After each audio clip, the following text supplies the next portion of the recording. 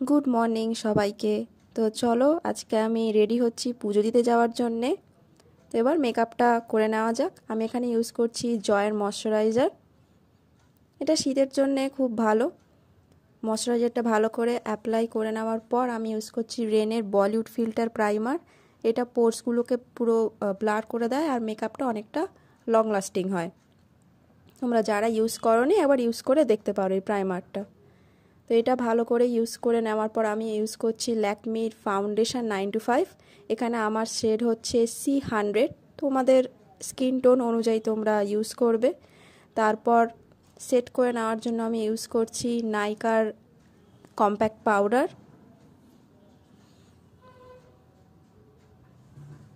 এটা হয়ে গেছে অ্যাপ্লাই করা। এরপর আমি সুইস বিউটির একটা আলটিমেট আইশ্যাডো প্যালেট থেকে এই ব্রাউনিশ যে অরেঞ্জ কালার আছে এটা আমি আমার আইলিডে অ্যাপ্লাই করে নিচ্ছি।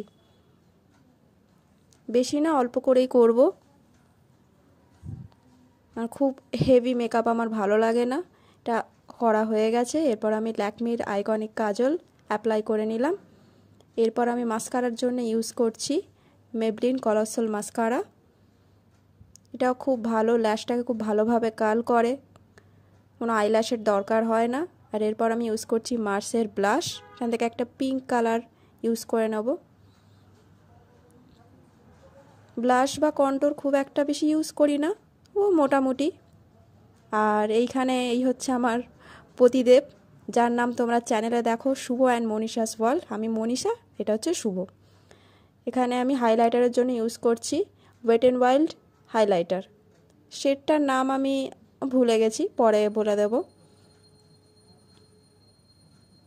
এরপর লিপস্টিক ইউজ করছি আমি সুগার পপ। এই লিপস্টিকটা একটা খুব মিষ্টি পিঙ্ক কালার। তারপর ম্যাচিং করে একটা ইয়াররিংস পরে নিলাম ব্ল্যাক কালারের, কারণ আমার কম্বিনেশনটা ব্ল্যাক অ্যান্ড গ্রিনের মধ্যে আছে। তো মোটামুটি আমি রেডি হয়ে গেছি। জাস্ট পারফিউম লাগালে আর ঘড়িটা পরলেই পুরো রেডি হয়ে যাব।